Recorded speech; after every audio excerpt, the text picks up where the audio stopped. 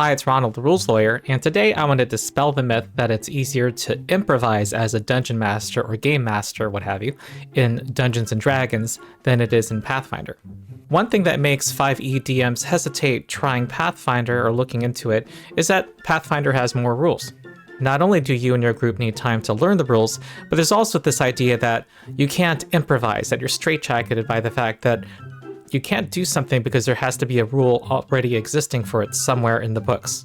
First, admittedly, there is a learning curve, but Pathfinder has, as far as I know, the best beginner product of any crunchy tabletop role-playing game out there called the Beginner Box, where you and your group can literally jump into an adventure when you open the box.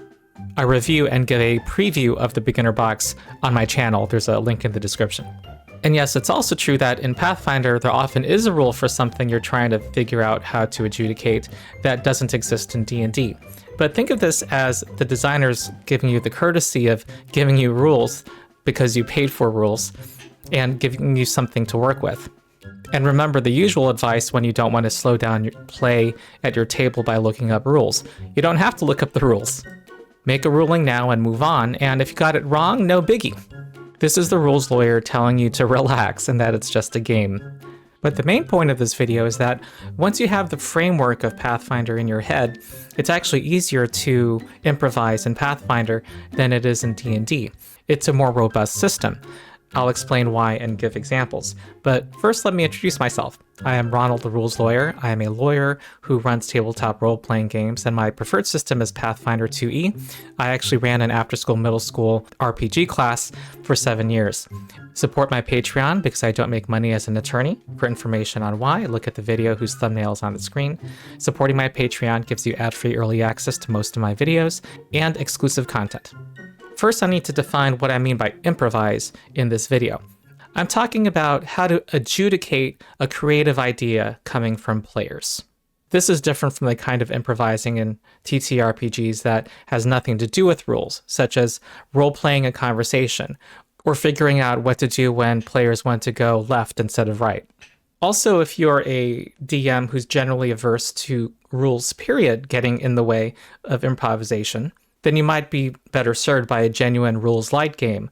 Like a Powered by the Apocalypse game, Dungeon World is the PBTA game that is closest to giving an experience like Dungeons & Dragons. These are often called narrative-first games, where it's a conversation between the game master and the players. Combat does not have initiative, and you don't have a set of rigid rules, such as the new D&D's rules around stealth, hiding, and invisibility that are confusing, contradictory, and get in the way of making a call. All that aside, if you desire a TTRPG experience that has crunchy tactical combat, you're looking at D&D and Pathfinder and other RPGs. Between D&D and Pathfinder, it is easier to improvise in Pathfinder, and the main reasons are the 3-action economy and sound math. The math supports having a consistent world where you have 0 to hero heroes, which both systems claim to support, but I would argue only one system actually does support. I'll start by showing on the screen text in Pathfinder that talks about improvisation. And I guess it's vulnerable to the accusation that Pathfinder here gives you rules for how to make up your own rules, but it's still useful, practical guidance.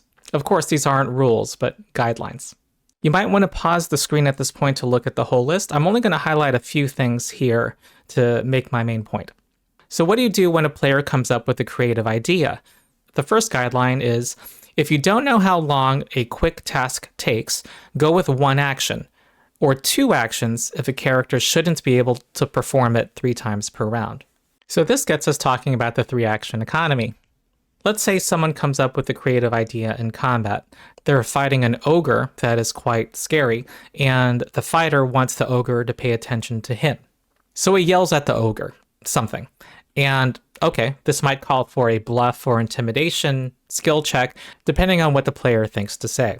But what should that action cost in D&D? D&D has 4 different kinds of things you can do on your turn. You have movement, you have your action, and you only have 1 action.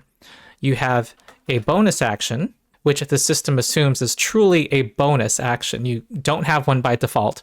It has to be conferred to you by a class feature or something. And you can interact with an object or the environment. By the way, I chose this aid because I like it visually, but I don't think reaction has to be outside your turn. It can be during your turn. But D&D also tells you that if it's a spell, you cannot cast a reaction spell if you already cast a spell during your turn because there's only one spell per turn. That's just an example of the clunkiness of the rules here. Okay, back to the point. You got to put this creative idea into one of these boxes.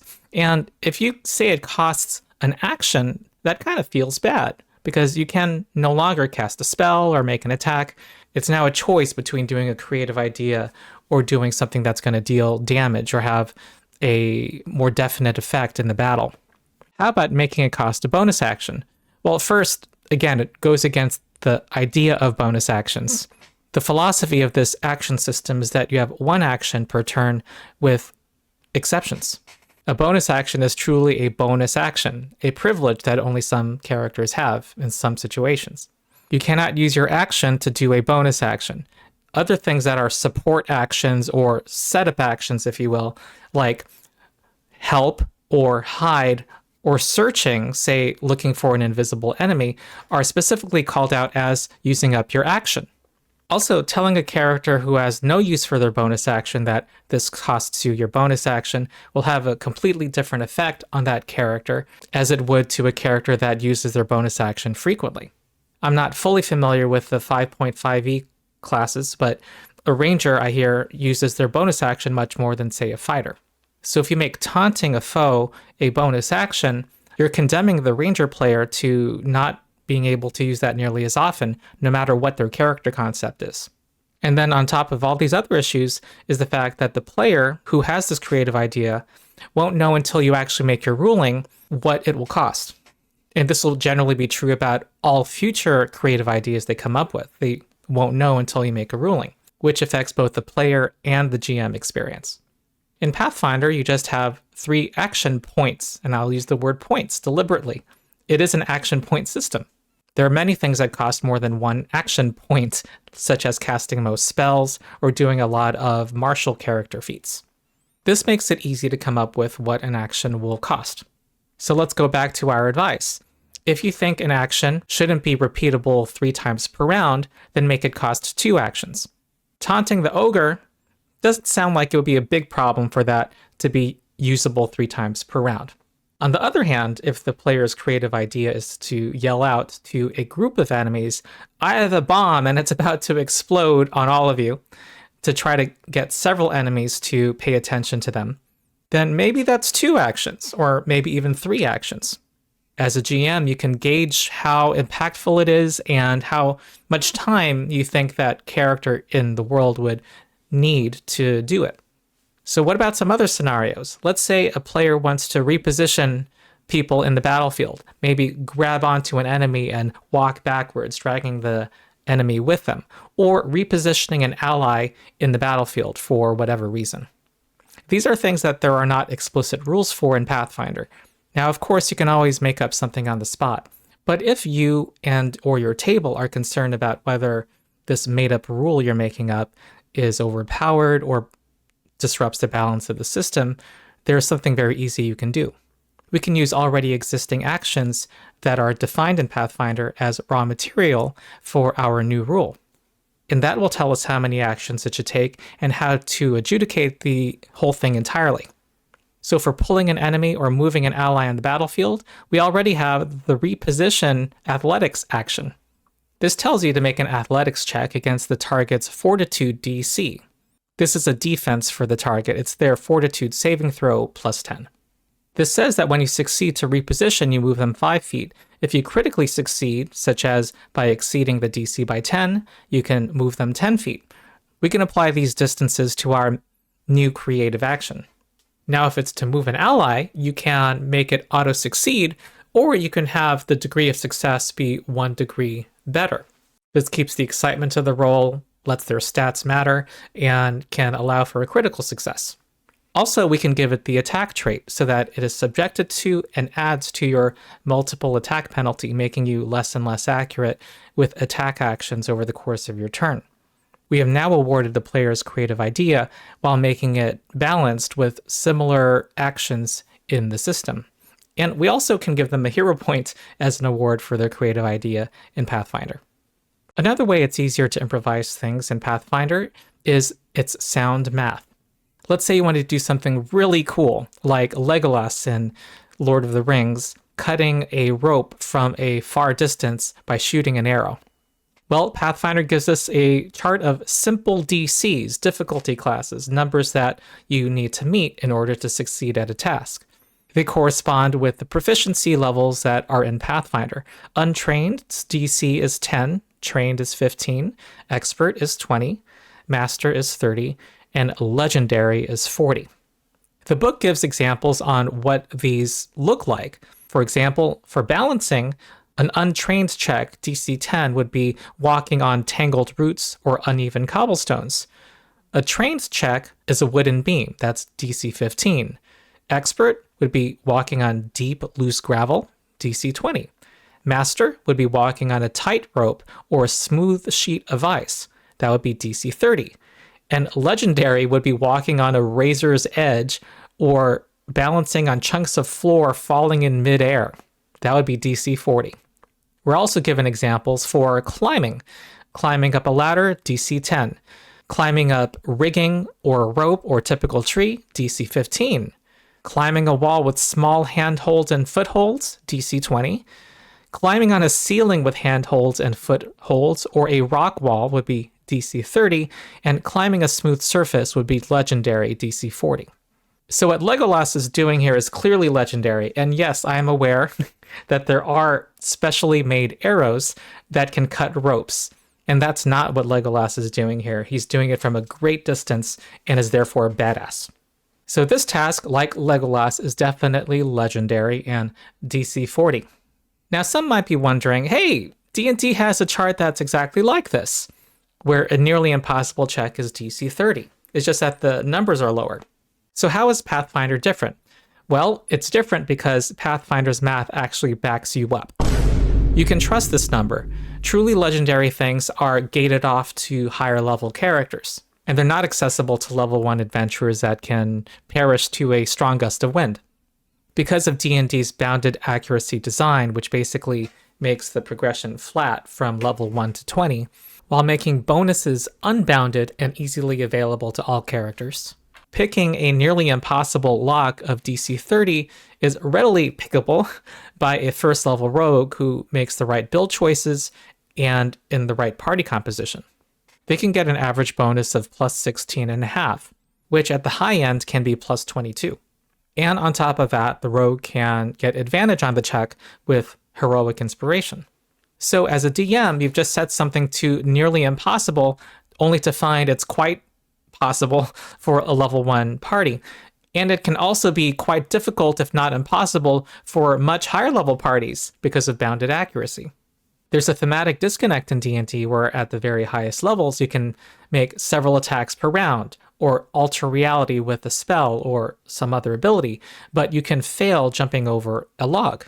I go into this much more in depth in my video, D&D's Bounded Accuracy as a Lie. I'll have a link in the description and also have it at the very end of the video. In Pathfinder, all stats use the same formula, the one on the screen, proficiency bonus plus attribute modifier. Attribute modifiers like your strength bonus or intelligence bonus. So for a level 1 archer, their proficiency bonus would be 3 because it's their level plus 2. And their attribute modifier, dexterity, would probably be 4. So their bonus would be plus 7. Now, if you're rolling a d20, you clearly cannot get a DC 40 check and do a Legolas at level 1. At level 4, when you probably have a magic weapon, your bonus becomes plus 11. And at that point, you actually can do a Legolas and roll a natural 20 and get a 31 on your roll. And because a natural 20 increases your degree of success by 1, you increase that failure to a success. A level 15 archer can succeed on a natural 12. And if you're level 20, which of course Legolas is, you have a plus 36 on your attack roll and only need a 4 to succeed. You have an 85% chance of success. Pathfinder supports the Zero to Hero fantasy, and I want to refer people to an excellent video out there by Kaleb Harrington called How Pathfinder's Math Tells a Better Story. But basically for the GM who's trying to improvise how to adjudicate a creative action, this means in Pathfinder you have a consistent world within which there are level 1 creatures and level 20 creatures. You're given examples of what these numbers actually mean in the real world, and the party feels a tangible sense of progression as they are able to do more of these defined things. Now, every statistic uses the same math, so this means that you can use any stat against any other stat. Attack rolls and skills use this very same math. You can pit those against the armor class, which itself is a DC that uses this same math. Your armor class goes up with your level in Pathfinder. Or you can use it against their saving throw DCs as well. Let's say a player wants to push a guy off of their horse. Well, I'm thinking to myself, well, pushing sounds like an athletics action, and resisting a push sounds like their fortitude DC. Alternatively, we can look at their athletics DC if it's better, or maybe even their nature skill DC, which is their nature skill plus 10, which is the skill used for commanding or riding animals. All of these DCs are their modifier plus 10, by the way. We also can resolve it with a single roll. No opposed checks in Pathfinder, hardly ever. We can trust the math. In D&D, you might look at this chart and decide that your pit with poison spikes at the bottom of it will have a DC 20 check to avoid falling into the pit, because it is a hard check. However, you've given a nearly impossible task for the party, because saving throws are calculated on an entirely different formula, and most characters, in fact, are not proficient with dexterity saving throws. So they are relying on their ability modifier only. In Pathfinder, I can give it a DC of 20 and know how it will affect a lower level party versus a higher level party and who it's going to be hard for. Another thing I thought of after recording is that the 4 degrees of success system means that you can calibrate what the effects of those checks will be. Let's say falling down the pit can be very catastrophic. You can make a failure mean they just lose their balance and maybe are holding on to the ledge, and they still can do something, or their allies can do something to help them back up, and reserve falling down the pit and getting killed by those spikes to a critical failure. You can use the degrees of success system to manage extreme results. So in summary, in D&D, the math doesn't support you, and you either have to accept unexpected results, such as a level 1 party accomplishing a nearly impossible task, or you need to make up DCs based on what your party's abilities are by studying your party's abilities. In which case, the rules and the statistics that the game is spitting out are not helping you at all, and you're doing your own work. And you are making up for what the system is not providing you. You're making ad hoc rulings like Matt Mercer does in this clip I'm about to show, where Laura wants to aim at something specifically. If I aim an arrow, it's a disadvantage? If you aim specifically for something, it would be a disadvantage and a -5 to hit. Okay. One's left to kind of make things up as you go along. And disadvantage, by the way, kind of makes a natural 20 almost impossible. That's another effect of the disadvantage-advantage system. I'm not going to go into the math of that, by the way. That's its own video. Suffice it to say that addition and subtraction are a more straightforward way of balancing a game. Now back to the Legolas cutting a rope from a distance example. Yes, I know that Pathfinder has statistics for ropes. 1, it's okay to not know every rule and get it right, as long as your table is having fun. 2, it only needs 6 points of damage if it's a thin rope, and 12 points of damage if it's a thick rope, which is trivial for a high-level character. Another thing to adjudicate, what if your party wants to impress some high-class nobles at an exclusive party? Let's say the party's at level 10. They need it to be this high level to get access to such a party. We can just use the advice that if you're not sure how difficult a significant challenge should be, use the DC for the party's level. Pathfinder gives us a DCs by level chart. At level 10, the DC is 27, and the GM can decide, oh, that's appropriate for people who are at this party. And I will tell you from experience, a lot of experience running Pathfinder, that assigning a level-based DC gives a satisfying challenge. It's possible for every party member to succeed, but you reward the specialists at the task, and those who have not specialized feel the difference. You can assign the task any level on this chart, and also you can make adjustments to whatever number you're using from this chart or the Simple DC chart. Let's say they're talking to a level 10 noble, and convincing them is 27. However, let's say the player said something particularly creative or clever or effective at convincing this noble. You can turn it into a very easy check and lower the DC by 5. If what the player said was absolutely ineffective and ridiculous, you can, if you allow the check, raise the DC by 10, and they can still succeed with a very high roll, creating a memorable moment. You can trust the math, and you can have a feeling as a GM that the players succeeded because of their choices, not because of the choice you made in setting an arbitrary number that you decided to give because you decided a task should be yay hard for this particular character given their specific abilities that they have. In D&D, a dungeon master might find themselves inflating the DC to contend with a bard who has specialized in persuasion. Another tool that's at your disposal in Pathfinder is because there is more than one level of proficiency, you can say that a particular task is beyond a character's level of training.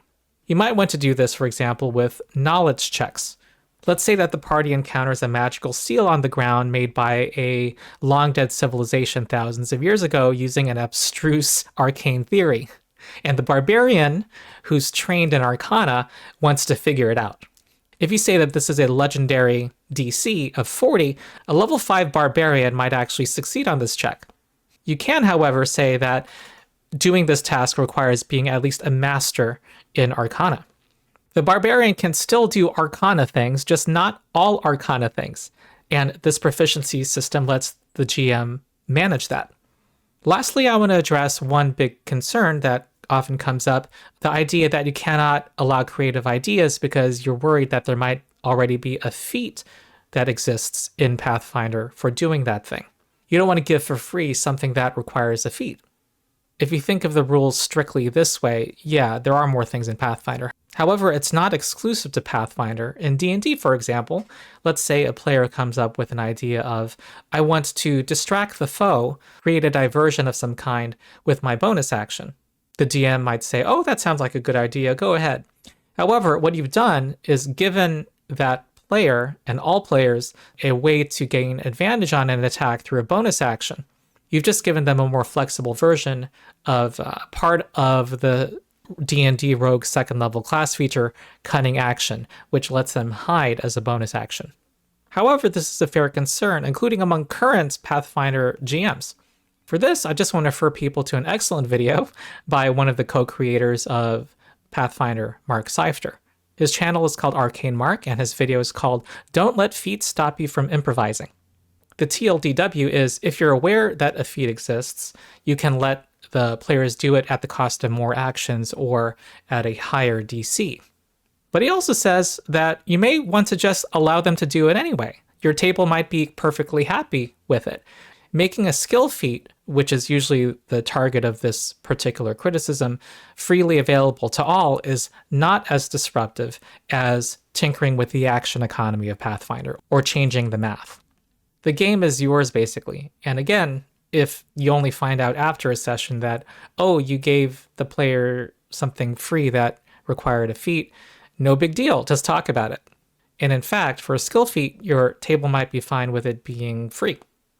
Pathfinder's GM Core book has a couple of pages on adjudicating rules, and what I'm showing on the screen is only one part of it. I'm going to leave a link to that part of the book in the video description. But it gives concrete, actionable advice on how to deal with creative ideas at your table with illustrative examples.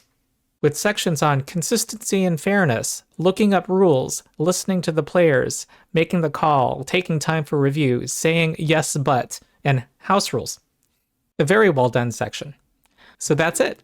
If you like the video, please like and subscribe to my channel and support my Patreon to get ad-free early access to most of my videos and exclusive content. Also join my Discord community. There are thousands of us and I hang out there a lot. We talk Pathfinder 2e and other gaming. And if you want to play Pathfinder 2e, you can join our drop-in, drop-out organized play system called Endless Tale Tavern.